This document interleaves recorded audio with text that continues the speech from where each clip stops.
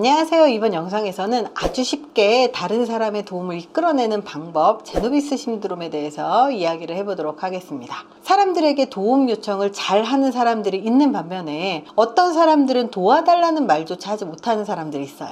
다른 사람의 도움을 쉽게 이끌어내려면 어떻게 해야 되는지 제노비스 신드롬과 함께 알아보도록 하겠습니다. 주변에 많은 사람이 있어도 도움을 쉽게 받을 수 없는 것을 제노비스 신드롬이라고 부릅니다. 제노비스 신드롬은 사람들이 도움을 받아야 하는 상황, 위험한 상황에 다른 사람들의 도움을 받지 못하는 심리적인 현상을 말하는 용어예요. 제노비스 신드롬이란 이름은 1964년 미국에서 발생한 범죄에서 시작됐습니다. 키티 제노비스라고 하는 여성을 한 남자가 칼로 찌르는데요. 그 칼로 찌르는 광경을 수십 명이 목격하는 사건이 있었어요. 근데도 칼로 찔러서 결국은 키티 제노비스가 사망하는 사건이었죠. 키티 제노비스는 고된 업무를 마치고 집으로 돌아가는 길이었거든요. 자신의 아파트 가까이 주차를 했고요. 차에서 내릴 때 한 남성이 제노비스에게 달려와서 등을 2차례 걸쳐 칼로 찔렀습니다. 도와달라고 소리를 질렀어요. 그런데 그 소리를 지르자 아파트에서 그 소리를 듣고 팡팡팡팡 불이 켜졌는데 38개가 불이 켜졌어요. 그렇게 소리를 지르니까요, 이 공경을 하던 남자는요, 이 제노비스를 남겨두고 현장에서 도망을 쳐버렸습니다. 근데 중요한 건 뭐냐면 그거를 목격한 사람이 있었음에도 불구하고 아무도 신고를 하지 않은 거예요. 그래서 가해자가 다시 그 현장으로 돌아와서 제노비스가 아파트 건물 입구까지 도망을 갔는데도 끝까지 쫓아가서 30분가량을 칼로 난도질을 한 거예요.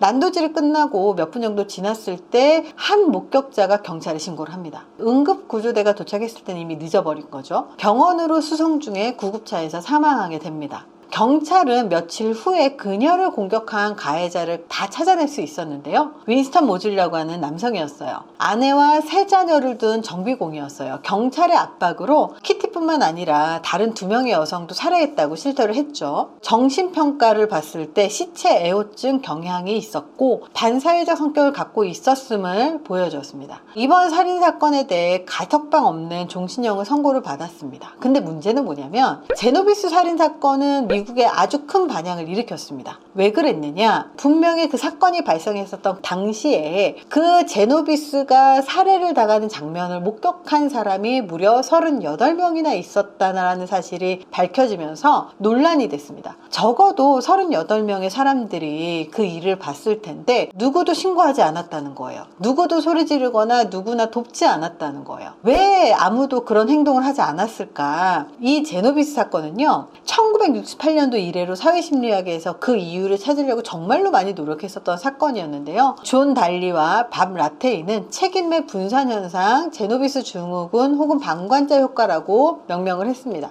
자신들을 제외하고 더 많은 사람이 주변에 있다면 위기에 빠진 사람에게 도움을 줄 가능성이 적다라는 것을 의미하는데요. 사건을 목격한 사람들이 자기 말고도 다른 사람들이 도와줄 거라고 생각을 해버리는 경향이 있다는 거예요. 문제는 그 38명 모두가 그렇게 똑같이 생각해서 아무도 도와주지 않았다는 점입니다. 왜 사람들이 그렇게 똑같이 생각해서 아무도 도와주지 않았을까요? 사람들은 공통적으로 하는 생각이 있었다는 거예요. 일단 그 사건이 일어난 장소에 있는 사람들이 아무도 도우려고 하지 않는다는 걸 서로 보고 있다는 거예요. 그리고 두 번째는 사람들은 항상 다른 사람들이 나보다 희생자를 더 돕기 위해서 더 충분한 자격이 있다고 착각을 합니다. 그리고 세 번째는요, 주변에 많은 사람들이 보고 있는 상황에서 자기가 그 일에 끼어드는 것에 대한 불확신과 창피함을 느끼는 거죠. 그래서 위험한 상황에 대한 목격자가 많으면 많을수록 도움을 줄 가능성이 적어진다는 거고요. 반대로 목격자가 적을수록 도움을 받을 기회가 높아진다는 겁니다.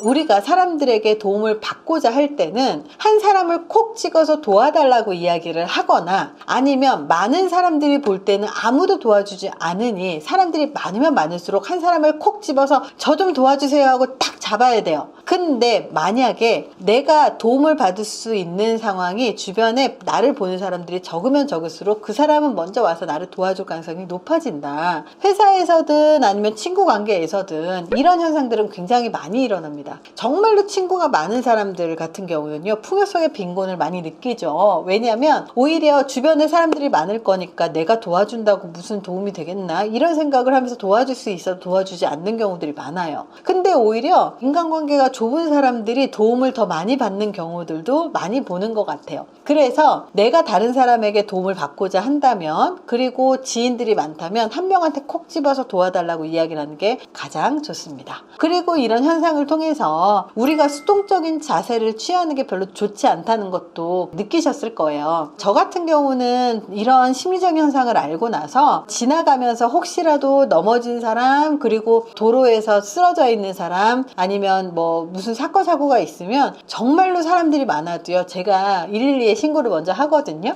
신고 정신이 투철하다라는 건 되게 중요한 것 같아요. 그래서 이렇게 신고를 좀, 특히 도와줘야 될 사람들이 눈앞에 있는데 내가 직접 도와주기가 어려운 경우는 신고를 통해서 도와줄 수 있는 방법이 많으니까요, 많이 도와주셨으면 좋겠습니다. 이번 영상이 도움이 되셨길 바랍니다. 감사합니다.